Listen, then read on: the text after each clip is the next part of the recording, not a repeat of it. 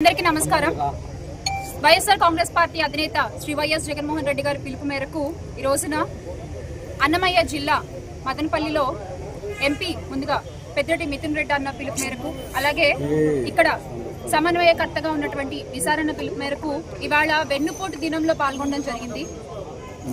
అంటే 1994 ఎన్నికల తర్వాత శ్రీ నారా చంద్రబాబు నాయుడు గారు ఆయన సొంత మామగారు అయినటువంటి నందమూరి తారక రామారావు గారికి వెన్నుపోటు పొడిచారట అని అప్పట్లో మేము విన్నాం. అంటే ఇప్పుడు మా వయసు ఉన్న వాళ్ళం అప్పుడు విన్నాం. అప్పటి నుంచి ఇప్పటి వరకు కూడా, అంటే మొన్న జరిగినటువంటి 2024 ఎన్నికల తర్వాత ప్రజలకి ఆయన పొడిచిన వెన్నుపోటుతో సహా కలిపి ప్రత్యక్షంగా చూస్తున్నాం.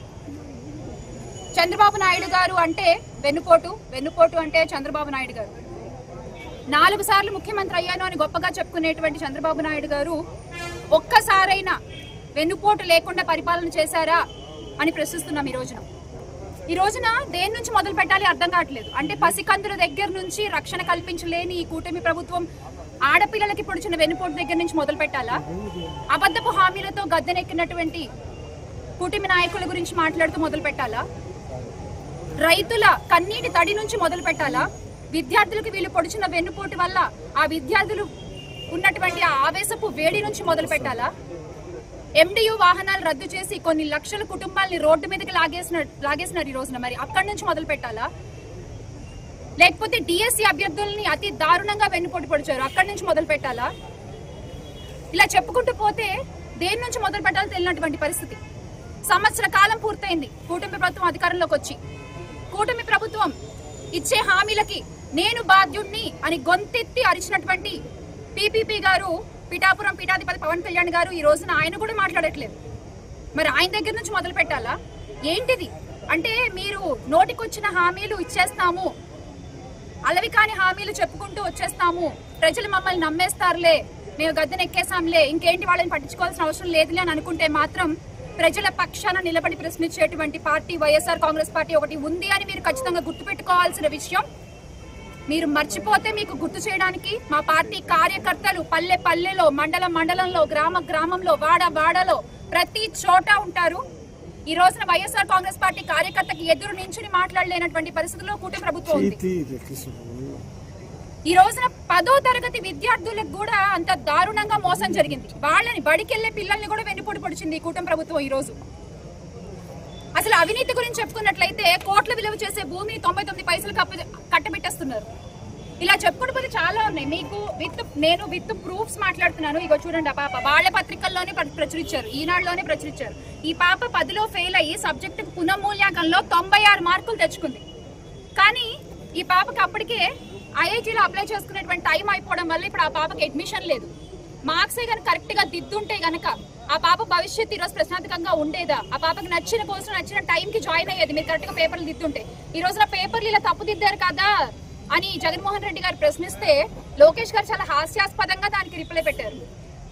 ఒక విద్యాశాఖ మంత్రిగా ఉండి మీరు ఇవ్వాల్సిన రిప్లై అది కాదు లోకేష్ గారు. ఏదో సామెత చెప్పినట్టు ఉంది. నిజంగానే పనిగల పనిమంతుడు పందిరేస్తే తాటాకి తగిలి ఊరిపోయిందంట.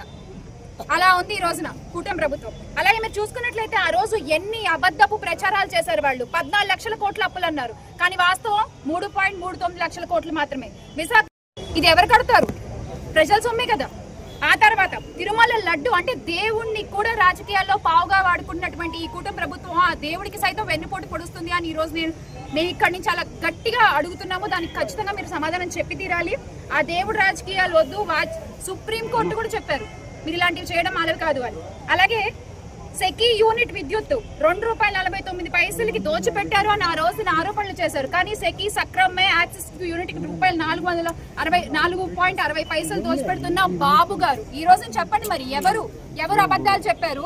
ఎవరు ప్రజలకి విష ప్రచారాలు చేసి ఎవరు ఈ రోజున రాష్ట్ర ప్రజలకి వెన్నుపోటు పొడుస్తున్నారు? బినామీలకి మాత్రం ముద్దుగా చక్కగా బాబు గారు ఏది కావాలంటే అది పెట్టుకుంటారు, కానీ రాష్ట్ర ప్రజలకి మాత్రం ఏది వద్దు. ఇది వెన్నుపోటు కాదా అని అడుగుతున్నాను నేను.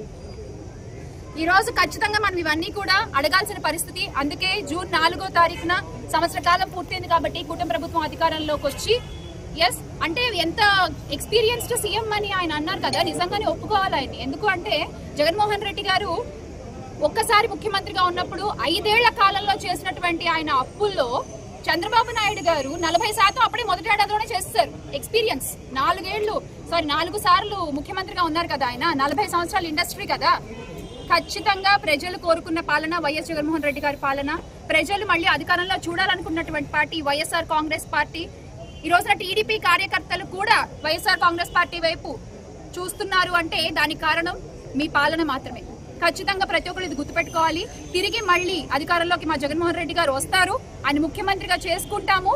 అప్పటి వరకు కూడా మీ పాలనపై నిరంతరం గొంతెత్తి ప్రశ్నిస్తూనే ఉంటాం. జోహార్ వైఎస్ఆర్, జై జై.